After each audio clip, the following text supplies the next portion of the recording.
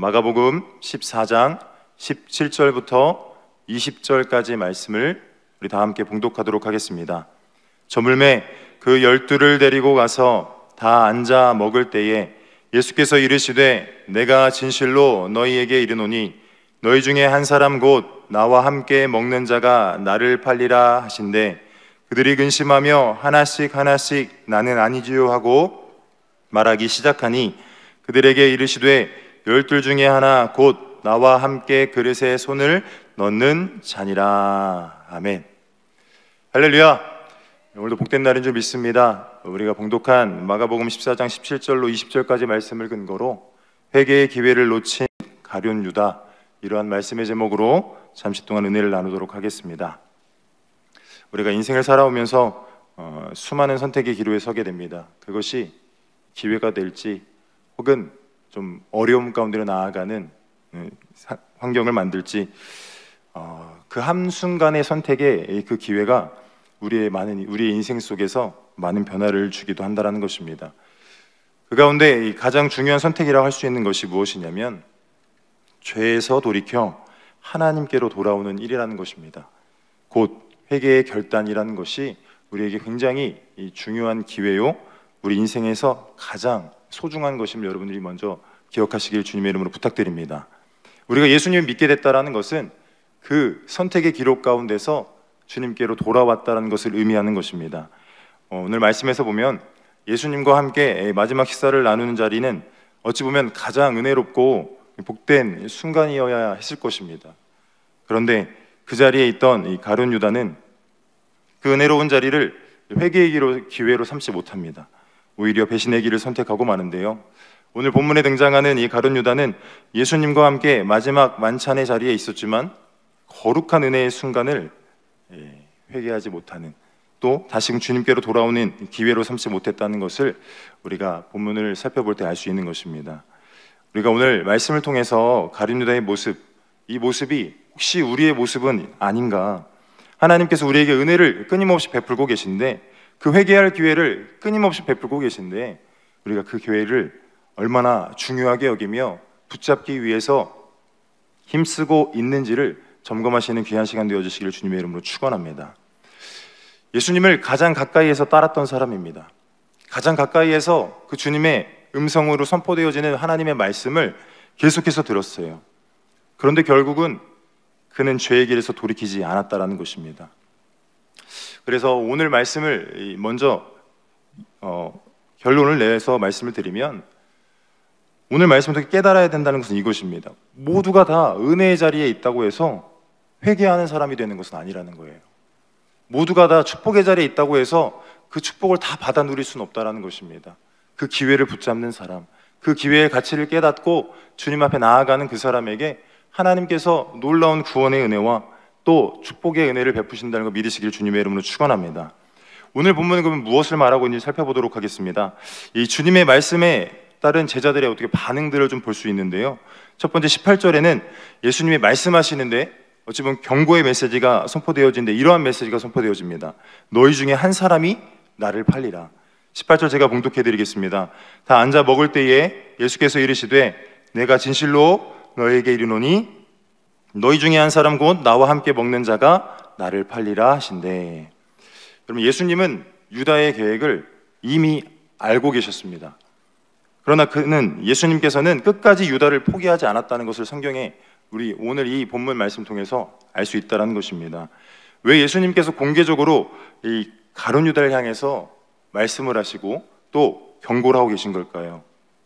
단순히 어찌 보면 정죄를 하기 위함이 아니라 돌이킬 마지막 기회를 주기 위함이었음을 깨닫는 저와 여러분 되시길 주님의 이름으로 축원합니다. 곧 예수님의 이 말씀은 유다를 정죄하는 것이 아니라 돌이키라고 하는 간곡한 어찌 보면 외침이었던 거예요.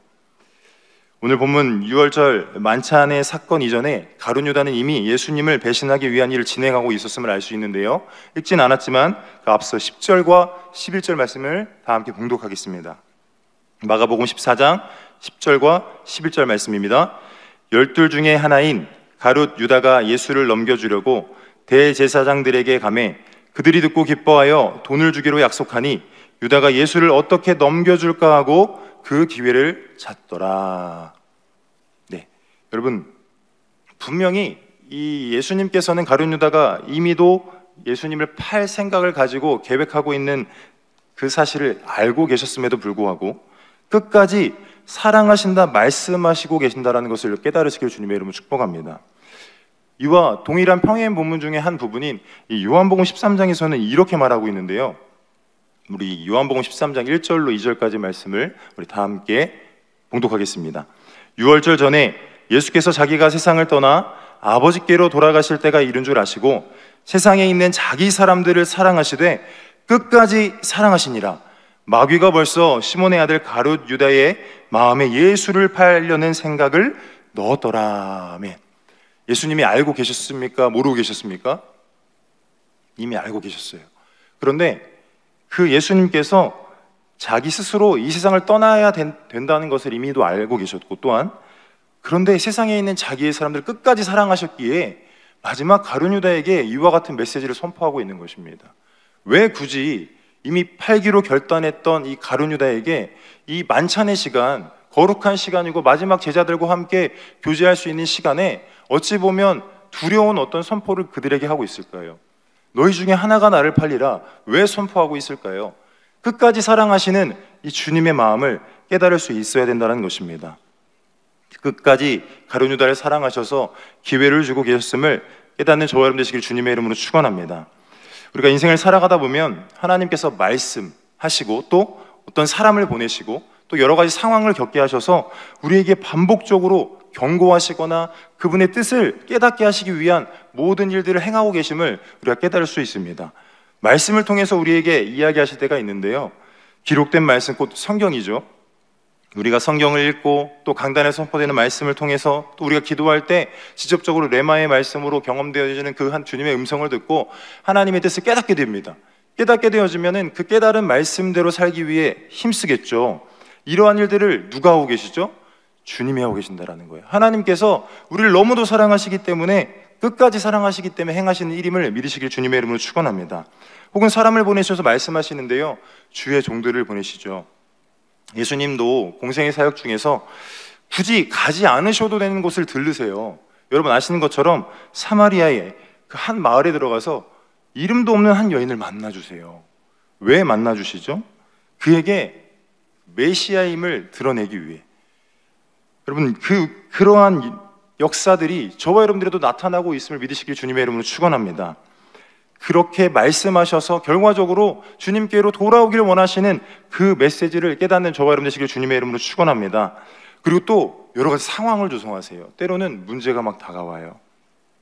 풍랑이 다가와요. 왜 내게 이런 일이 닥쳤나 싶어요. 그런데 신기한 건 뭐냐면, 그러한 문제 가운데 나아가는 우리의 삶 가운데 주님을 찾게 된다라는 것을, 또 주님을 찾을 수밖에 없다라는 것을 여러분 깨닫게 하신다라는 겁니다. 문제 가운데 해결하실 수 있는 그 하나님의 그 임재를 경험케 하시기 위한 그 계획임을 깨달으시기를 주님의 이름으로 축원합니다. 하나님께서 말씀하시고 또 사람을 보내시고 상황을 조성하셔서 자신의 뜻을 전달하고자 한다라는 것을 깨달으시기를 주님의 이름으로 축원합니다. 때로는 격려하세요. 위로해 주시고요, 우리에게 또 때로는 듣기 힘든 경고와 심판의 메시지를 허락하시는 이유는 하나님께서 지금도 여전히 우리를 사랑하시기에 끝까지 은혜를 베풀고 계시다라는 것을 깨닫는 저 여러분 되시길 주님의 이름으로 축원합니다. 얼마든지 우리를 심판하실 수밖에 없는 이 죄악된 삶 가운데 살아가고 있지 않습니까? 그런데 하나님께서 우리에게 이렇게 말씀하고 계세요. 베드로후서 3장 8절부터 9절 말씀입니다. 사랑하는 자들아, 주께는 하루가 1000년 같고 1000년이 하루 같다는 이 한 가지를 잊지 말라. 주의 약속은 어떤 이들이 더디다고 생각하는 것 같이 더딘 것이 아니라 오직 주께서는 너희를 대하여 오래 참사 아무도 멸망하지 아니하고 다 회개하기에 이르기를 원하시느니라. 아멘. 끝까지 사랑하시는 주님, 저와 여러분뿐만 아니라 죽어져가는 수많은 영혼들이 다 회개하기를 원하시기에 지금도 여전히 참고 우리를 인내하며 기다리고 계신다는 걸 깨달으시길 주님의 이름으로 축원합니다. 디모데전서 2장 4절에는 이렇게 되어 있어요. 제가 봉독해 드릴게요. 하나님은 모든 사람이 구원을 받으며 진리를 아는 데에 이르기를 원하시느니라. 아멘. 주님이 가룟 유다에게 이 마지막 만찬 가운데 이 메시지를 선포하시는 이유는 그가 예수팔 생각 가운데 머물러 있어도 마귀의 생각 가운데 사로잡혀 있어도 끝까지 사랑하셔서 그에게 기회를 주고 있다는 것 깨달으시길 주님의 이름으로 축복합니다. 하나님을 전혀 모르고 하나님의 백성을 괴롭게 하던 아수르 사람 또한 회개하기를 원하셔서 요나를 보내신 것 아닙니까? 여러분, 이러한 마음을 깨달으시길 주님의 이름으로 축복합니다. 이에 따른 제자들의 반응을 살펴볼 수 있는데요, 여러분, 제자들은 어떻게 반응했습니까? 19절 말씀을 제가 봉독하게 드리겠습니다. 그들이 근심하며 하나씩 나는 아니지요 하고 말하기 시작하니, 여러분, 주님의 그 메시지를요, 거기에 앉아있는 모든 제자들이 자신에게 적용합니다. 나는 아니지요? 주님, 나는 아니지요? 무엇인가 그들이 잘못해서가 아닙니다. 자기 스스로를 점검하고 있는 겁니다. 근심하며 자신을 돌아보고 있는 제자들의 모습을 저와 여러분들의 모습 가운데 올바로 적용하시길 주님의 이름으로 축원합니다. 이러한 모습 자체가 그리스도인의 건강한 태도인 것을 깨달으시길 바랍니다. 하나님의 말씀 앞에 설 때 이런 자신을 발견하고 스스로 점검하는 것이 매우 건강한 신앙생활의 모습임을 깨달으시길 바랍니다. 그런데 정말 재밌는 건 뭐냐면, 강단에서 선포되든 지역에 나가서 예배를 말씀을 나누든 어떤 말씀이 선포될 때 혹여나 좀 찔리는 말씀이 있을 때가 있잖아요. 그런데 그 찔리는 말씀을 나에게 적용하는 사람이 그렇게 많지 않아요. 옆 사람에게 적용하는 건 많아요. 아유, 아무개 집사님 그러시지. 아유, 이참에 이 말씀 듣고 회개해야 될 텐데. 여러분, 이러한 태도는 올바른 태도가 아님을 깨달으시길 주님의 이름으로 축원합니다. 여러분, 믿음이 없기 때문에 우리를 스스로 점검하는 게 아닙니다. 나는 아니죠, 주님? 저는 아니죠? 이 믿음이 없어서가 아니에요. 늘 깨어있기 위해서 자신을 스스로 바라볼 수 없는 존재이기에, 나라고 하는 존재를 명확하게 비추시는 성령의 역사에 민감해야 하기에 끊임없이 나를 점검해야 된다는 거 믿으시길 주님의 이름으로 축원합니다. 우리 고린도후서 15장 5절 말씀, 쉬운 성경 말씀을 한번 다 함께 봉독해 보도록 하겠습니다. 여러분은 자신이 믿음 안에 있는지 점검하고 자신을 시험해 보십시오. 예수 그리스도께서 여러분 안에 계신다는 사실을 알지 못합니까? 이것을 모르면 여러분은 시험에서 불합격한 사람들입니다. 끊임없이 믿음 안에 있는지 자신을 점검하라 이야기합니다. 주님의 메시지가 선포되었을 때 나는 아니지요 여쭤보았던 제자들과 같이 우리의 삶 가운데 끊임없이 나의 믿음을 점검할 수 있는 놀라운 축복의 길로 나아가시길 주님의 이름으로 축원합니다. 하지만 중요한 건 가룟 유다는 그 속에서 자신을 숨겨요.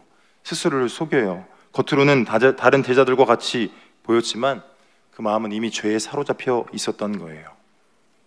이러한 예수님께서 그럼에도 불구하고 마지막으로 기회를 주십니다. 우리 20절 말씀인데요, 제가 한번 봉독해 드리도록 하겠습니다. 그들에게 이르시되 열둘 중에 하나 곧 나와 함께 그릇에 손을 넣는 자니라. 실제로 가룟 유다와 함께 손을 넣으시고 지목하여서 이야기를 하세요. 결정적인 단서를 주면서까지 가룟 유다에게 회개의 기회를, 찬스를 허락하고 계신다는 걸 깨달으시길 바랍니다. 이것조차 그를 정죄함이 아니라 끝까지 사랑하겠다, 마지막 사랑의 손짓이었음을 깨달으시길 주님의 이름으로 축원합니다.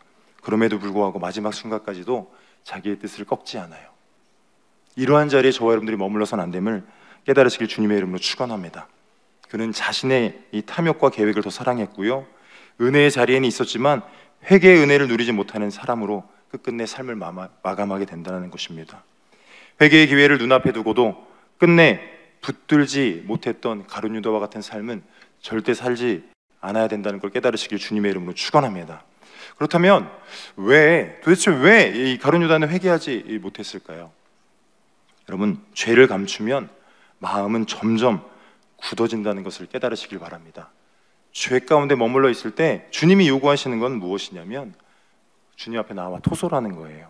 솔직하게 아뢰는 거예요. 나의 그 연약함을 있는 모습 그대로 나와 주님께 고백하는 것입니다. 근데 가룟 유다는 그 죄를 은밀히 숨기고 있었고, 이미 예수님을 넘겨주기 위해 대사장과 접촉했던 이 가룟 유다는 이미도 그 죄악 가운데 빠져 있었다는 것을 깨달을 수 있다는 것입니다. 결국 이 죄는 감추려 하면 감출할수록 더 깊어지고 결국 회개의 감각까지도 무뎌지게 만든다는 것을 깨달으시길 바랍니다. 사랑하는 성도 여러분, 신앙생활을 오래 해도 자신의 죄를 숨기고 살아가는 많은 이들이 있습니다. 결국 하나님과의 관계는 메말라 버리게 되고 또 그 관계가 메말라짐에 따라 그 은혜를 누리지 못하고 그 회개의 기회조차도 잃어버리는 많은 크리스천들을 보게 됩니다. 여러분, 주님의 이 부르심에 죄를 고백하고 돌아오시기를 주님의 이름으로 축원합니다. 사무엘하 12장에 보면 밧세바를 가늠한 다윗이 이 나단 선지자로부터 범죄함을 들었을 때, 네가 잘못했다라는 그 말을 들었을 때 그가 즉각 이렇게 고백합니다. 사무엘하 12장 13절에 내가 야훼께 죄를 범하였노라. 여러분, 왕의 위치입니다. 그러나 그 죄가 깨달아지는 순간 어떻게 하는 거죠? 무릎 꿇는 거예요. 솔직하게 자신의 있는 모습으로 그대로 주님 앞에 나아가는 겁니다. 그래서 다윗은 이렇게 고백하죠. 시편 51편 9절로 11절 말씀입니다. 다 함께 봉독하겠습니다. 주의 얼굴을 내 죄에서 돌이키시고 내 모든 죄악을 지워주소서. 하나님이여, 내 속에 정한 마음을 창조하시고 내 안에 정직한 영을 새롭게 하소서.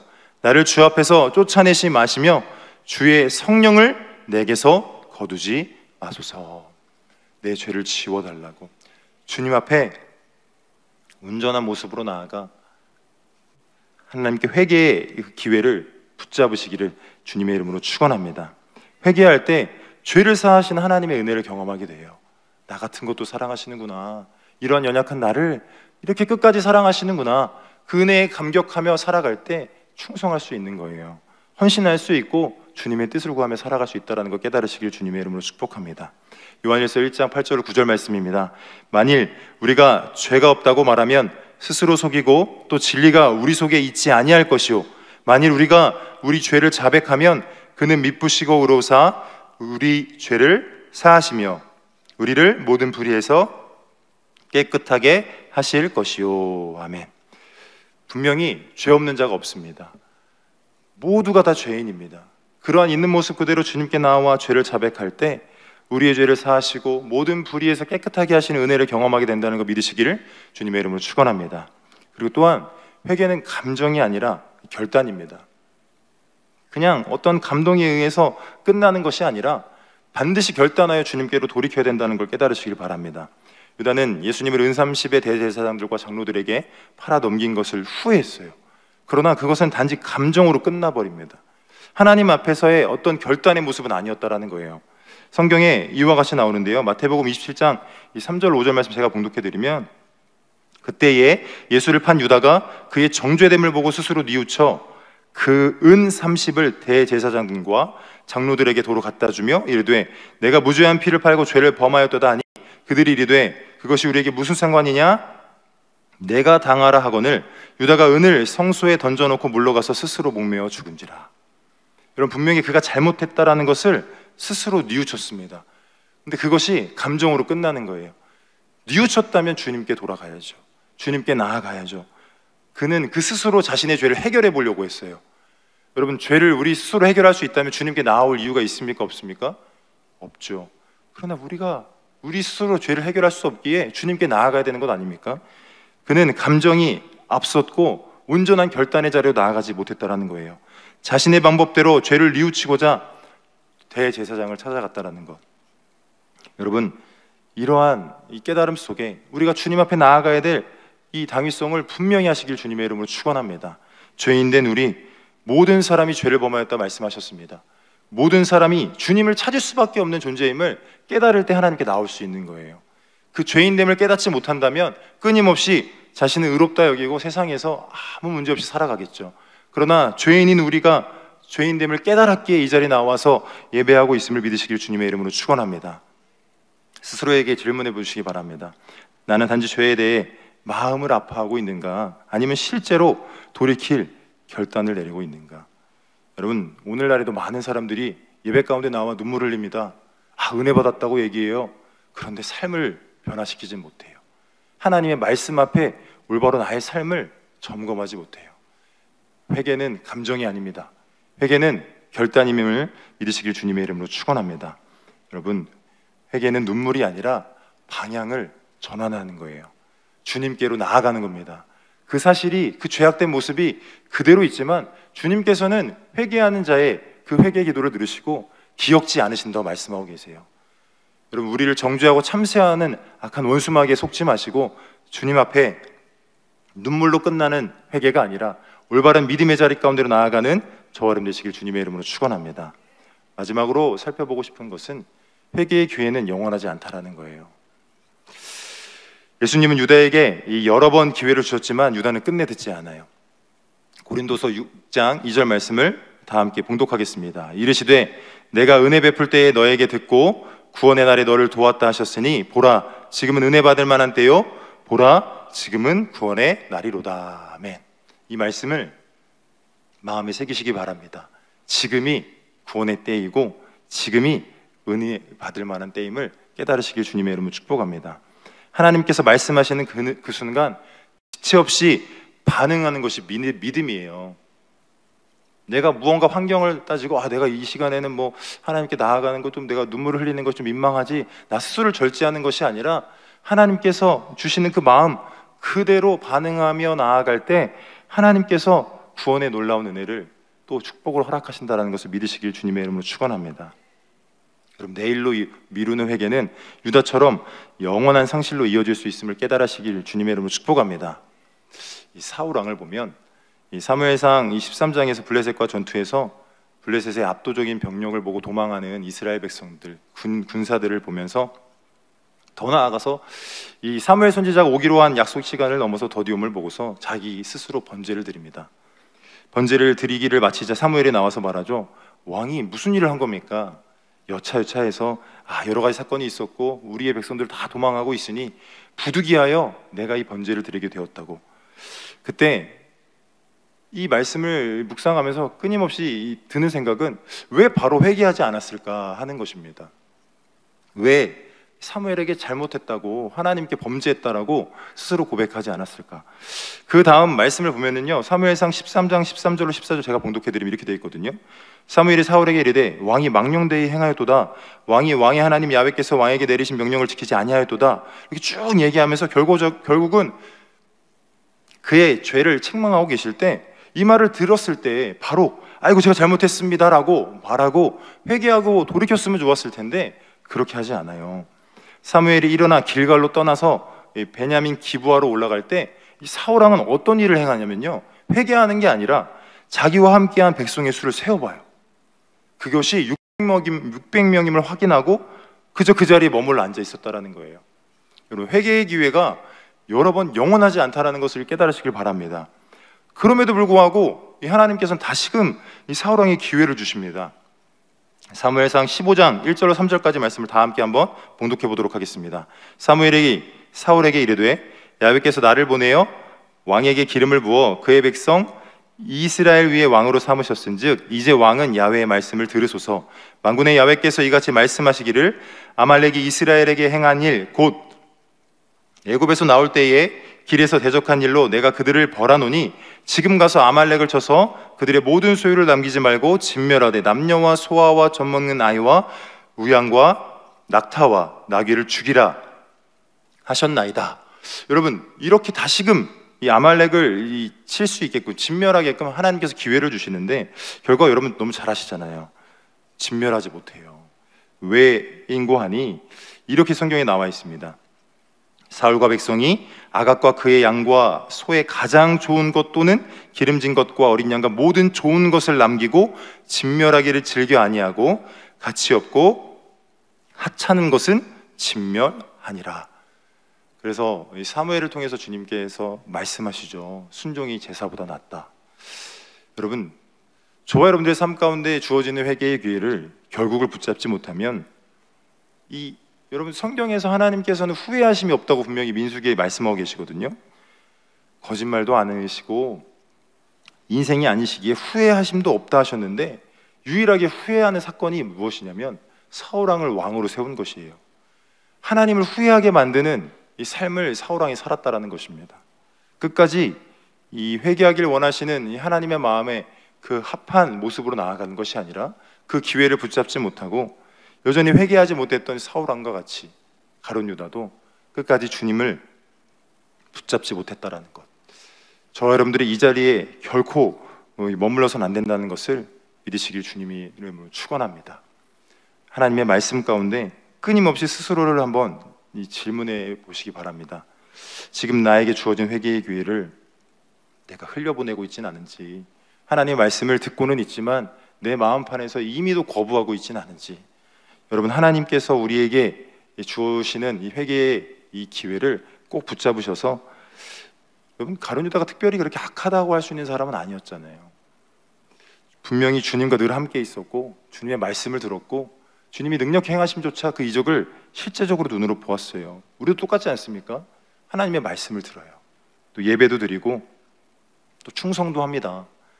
그런데 혹시 우리의 마음 깊은 곳에 여전히 회개하지 못하고 있는 죄악, 하나님을 기쁘시게 하고자 결단하며 돌이켜야 될 어떤 모습들을 갖추고 있지 않다면 오늘 말씀을 통해서 하나님께서 허락하시는 이 회개의 기회의 자리로 나아오시길 주님의 이름으로 축원합니다. 하나님께서는 여전히 돌아오는 자를 기다리고 계세요.